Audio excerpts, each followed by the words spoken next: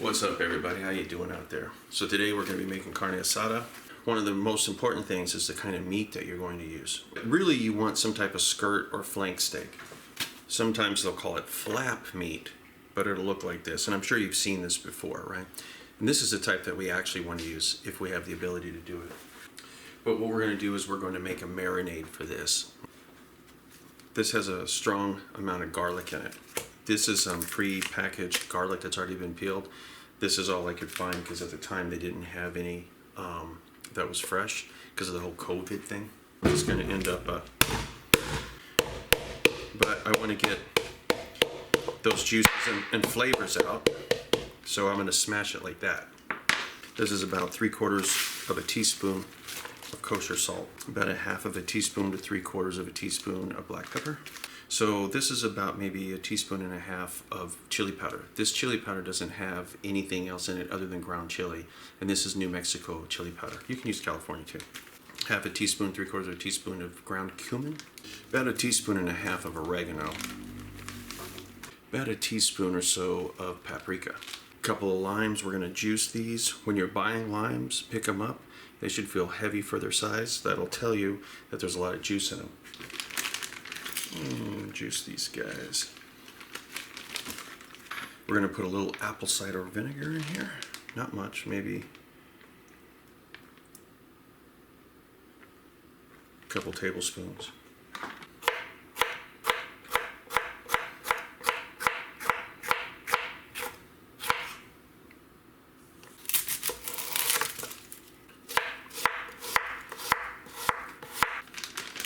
I'm going to put some tequila in here. So what we're going to do is we're going to take our skirt steak, and later on we're going to end up smashing this, and we're going to flatten it out and get it a lot thinner. But till then, this goes inside the marinade. Making sure that this gets coated very well. If you want to put olive oil in here, you can, okay? But we want this to be coated really well, and we're going to end up putting this in the refrigerator and then letting it marinate.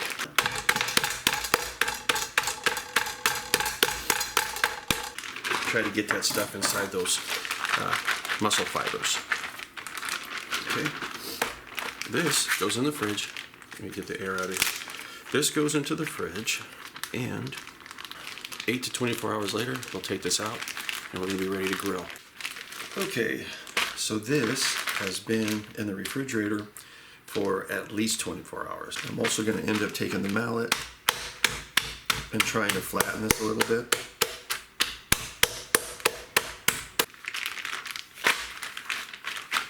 That's not bad. Okay, so I've got the grill heating up. We're going to throw this on the grill. The marinade, if you want to keep it and heat it up and use it for, you know, some type of sauce or whatever, you can. But in this particular case, I don't think we're going to need it.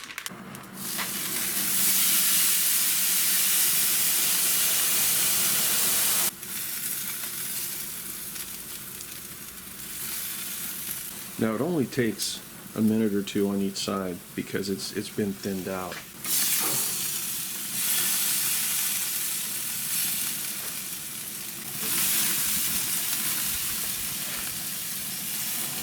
The smell that's coming off of this is just incredible.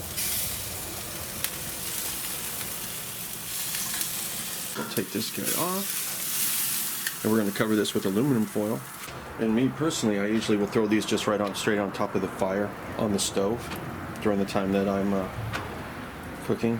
But this is one of those things that a lot of people don't do, and it changes everything. So we're going to leave it on here for a minute or so. We're going to flip it. If we can see a little bit of burn, or we can kind of smell that toasted corn, that's perfect. And then we'll have some tortillas ready. So let's get some of the other things that we need ready.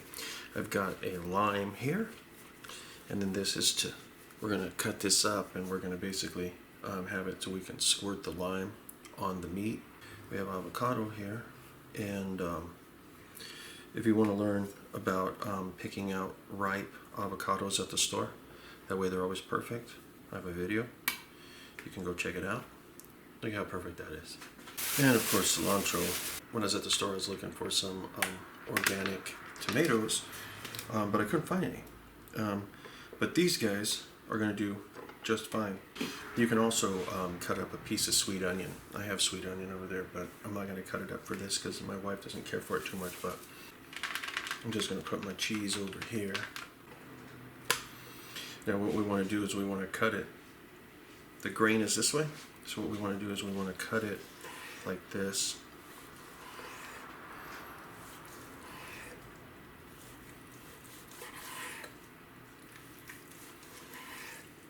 Now the amount of salt that's on this meat is kind of limited, so you may want to taste it and see kind of like where you're standing before you serve it.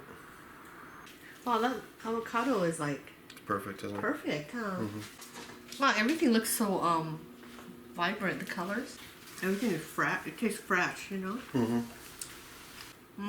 I could eat like a dozen of these. These are good. We have plenty of tortillas over there.